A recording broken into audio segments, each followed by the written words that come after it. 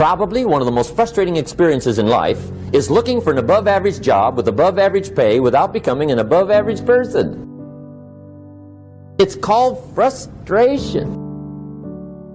Whenever people fail to achieve their goals 99.9% of the time, and you ask them why, they'll tell you it's because of a lack of resources.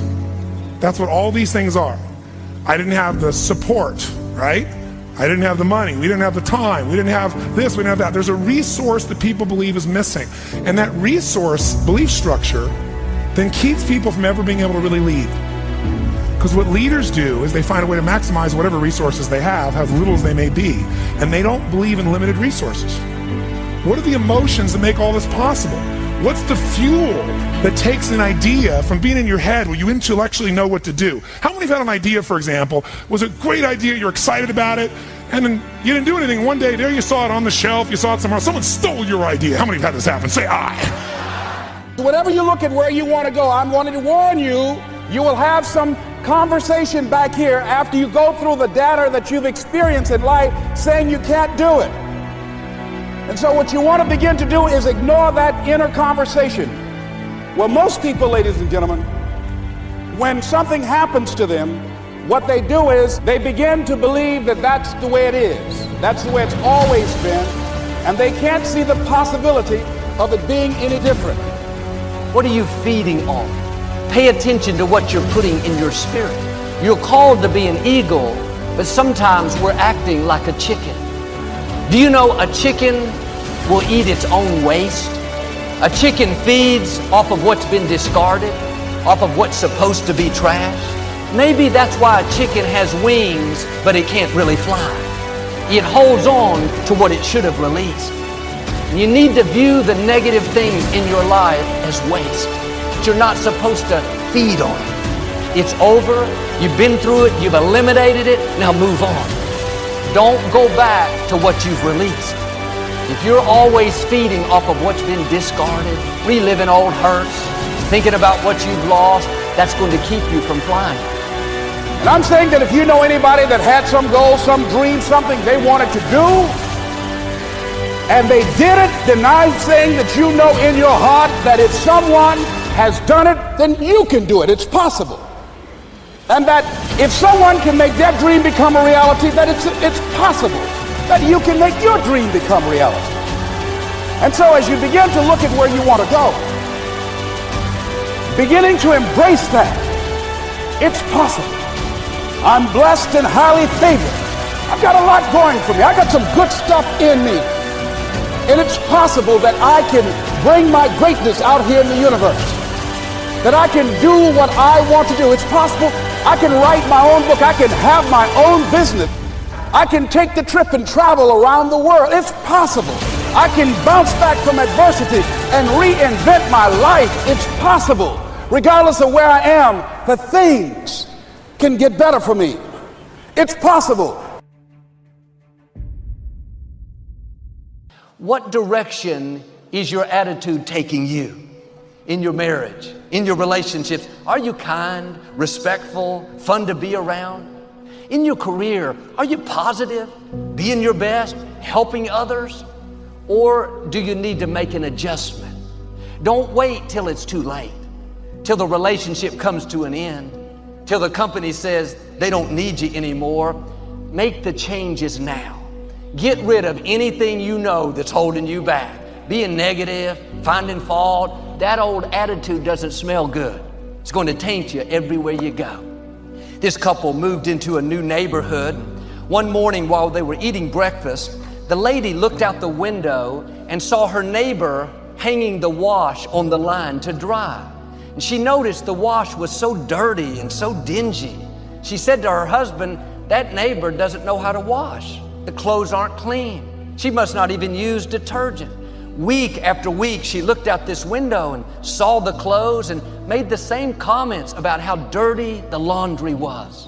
One morning, she looked out the window and the clothes were as clean and bright as could be. She couldn't believe it. She called her husband in, said, "Look, she finally learned how to wash. I wonder what happened." The husband smiled and said, "Honey, I got up early this morning and cleaned our windows." The problem wasn't that the neighbor's laundry was so dirty.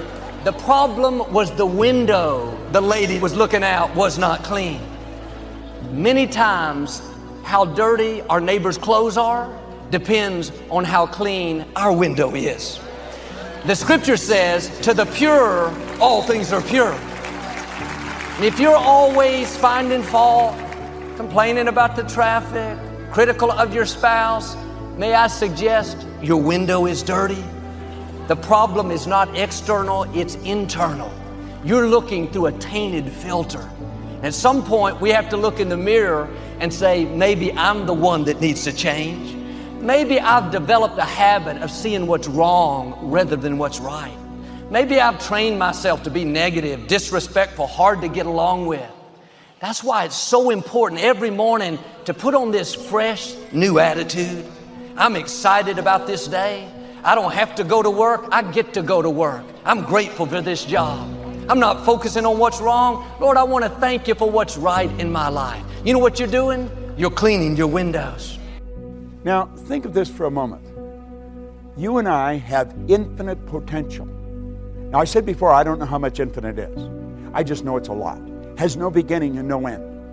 That's the potential we've got. We've got all of this power, yet if you watch the way most people live, you would think that they were just about out of juice. A lot of people, when their heart stops beating, it's going to be a formality. I mean, they just sort of sit. They never really get it going. Yet we have infinite potential. We're dealing with something pretty big. If we're going to find out something about ourselves, we have to look at this. You say, this is over my head. No, it's not. I teach this to kids.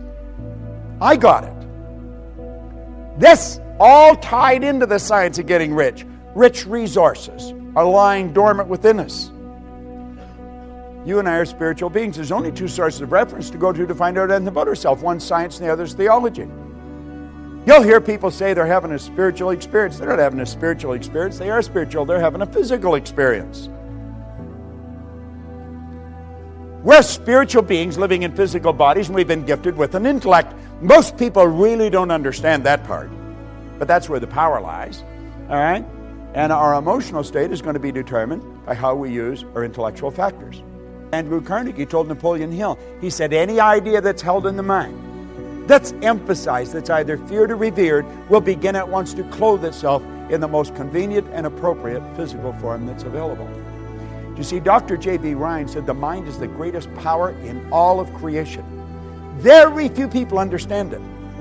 If you go on our website, you just go to bobproctor.com, you'll see a quote there by Dr. John Mike, a psychiatrist from Florida. He said, I taught him more about the mind in 1 year than he'd learned in 4 years of medical school, 5 years of psychiatric training. And what I taught him was just what a Dr. Roeder taught me. I was always amazed by that. I thought, what do they teach you in medical school? You know, and what we're doing is getting in at the non-physical side of ourselves, and that's where all the power lies. It's a beautiful concept as we start to understand it. What do we need? We need understanding. You really want to change your income, you've got to change your understanding. Now, there's only two things you have to know to really make things happen big in your life. Number one, you have to know where you are, and number two, you have to know where you're going. Now, you see, most programs get you focused on where you're going. That's very important that we have a goal. You've got to know where you're going. But what happened to me that was totally different is Ray Stanford got me to focus first on where I was. He got me to look at what I was doing with my life, got me to take responsibility. He said, your results aren't bad and they're not good, they're just results. Nothing's bad or good except our thinking makes it so. He said, you have to ask yourself, are those the results you want? And I said, no. Well, he said, if you will pay attention and you'll do what I suggest, I can show you how to change it. You see? And my whole life started to change. Most people get us focused on the goal. If we don't know where we're at, we're not going to... Let's suppose we all bail out of a plane and safely land somewhere on the planet. Our objective is to get to this room. Now, we know where this theater is. We know where this room is. Our problem is we don't know where we are. Now, let's say it's overcast. We'll build a ridiculous situation. It's overcast. There's no street signs. There's no wind. There's no compass. There's no map. There's no people. But we know we're on the north. I mean, we could be in Milwaukee heading towards the Canadian border. We could be in Los Angeles heading towards Tijuana. You could be in Atlanta heading towards Miami. We could be right outside this theater and walk away from it. If we don't know where we are, it won't matter where you're going. So you see, we've got to take a good, honest look at ourselves. What am I doing? What works? What doesn't? Who am I? And as we really get a grip on this, everything in our world will begin to change. You see, what we're seeking always is greater awareness. We're always wanting to raise our level of awareness because our results are an expression of our level of awareness. And the only way to improve results is to increase our level of awareness. All right? Now, effective goals inspire us to move to increasingly higher levels of awareness. Now here, yes, what you'll find that people say they want. They want greater health, happiness, peace of mind. All these results are the result of a higher level of awareness. So it's awareness that we should be seeking. We want to raise this and everything else starts to happen. It happens like unadulterated magic. That's what happened to me and I couldn't understand it. Now there's a basic law that said everything in life is either growing or dying. It's either create or disintegrate. So you're never going to stay where you are. Your results are going to get better or they're going to get worse. It's create or disintegrate. No one stays where they are. Now the truth is, I think most people get a little better and a little worse. A little better and a little worse. When they get a little better, they're forcing it. But force negates. You see, there's something inside of you that's urging you to grow. This is the spiritual side of our personality. It's the essence of our being. And spirit's always for expansion and fuller expression. There's something in you that wants you to grow. If you run, you want to run faster. If you jump, you want to jump higher. If you sell, you want to sell more. This is good. It causes dissatisfaction. Dissatisfaction is a creative state. My grandmother pretty well raised me, and she taught me that I should be satisfied with what I've got. Grandma was wrong. I should be happy with what I've got, but never satisfied. It's dissatisfaction that gave us the incandescent light. It's dissatisfaction that gave us air travel. It's dissatisfaction that gave us the internet. All those things were always here. People just became aware of them. Way to fly an airplane was always here. We can go all over the world now. We're not a long ways from anywhere.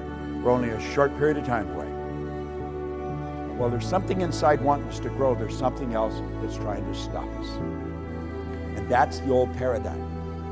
Now, you've got the one side that wants you to grow and the other side that doesn't want you to grow. The old paradigm does not want you to grow. Anyone that has smoked and quit smoking, I used to smoke. I quit years ago. But I remember it wasn't an easy thing to do. It was not. Why? Because it was a habit. Habits are not easy to get rid of. Habits are ideas that are fixed in here that control us. Many of you have gone on diets. You want to lose weight. I'll just toss something in for your benefit. When you lose something, you're programmed to do what? To look for it. Get rid of the idea of losing weight. Release it. Release it. See yourself at your perfect weight, looking good and feeling great. Your whole life is controlled by images. Get the image of the body that you want to live in, of the world you want. Quit trying to lose weight. Just release it and see yourself the way you want to be. What do successful people do that's different from other people? Success leaves clues. If someone has done very well financially for decade after decade, they're not lucky. They're doing something different. If someone is fit and healthy and they've managed it for 20 years, they're lucky. They got a great relationship. They're not lucky. One of the things that we find is that successful people, all of them, are very action-oriented. In other words, if they get an idea, they move quickly on it. If they learn something new, they try it out.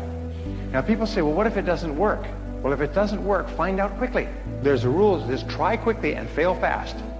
If somebody's wealthy and happy, you've got a list for things to change for you. You've got to change. Otherwise, it isn't going to change. Resources are interesting, but the ultimate resources are the feelings of emotion that make you resourceful. Resourcefulness is the ultimate resource. The wonderful thing is that you can't lose by trying something new. So if you were to take successful people, and there's many studies that have been done on this, if you could only look at them through a window and look at a group of people, look through the window, you could tell who the successful people are because they're always in motion. They're always trying more things. They're always active. Unsuccessful people are always waiting for everything to be just right. It's like waiting for a bus on a street where no buses go. They're still waiting. Where the bus? The bus never comes. Successful people are always taking action. So if all you do is just take more action, just get busier, you'll be more successful. It's possible to do much better at the marketplace if you go to work primarily on yourself. Learning to work primarily on yourself. How do you develop an above average income? And the answer is, become an above average person. Develop an above average handshake. Some people want to be successful, they don't even work on their handshake. As easy as that would be to start on. They let it slide, they don't understand. Develop an above average smile.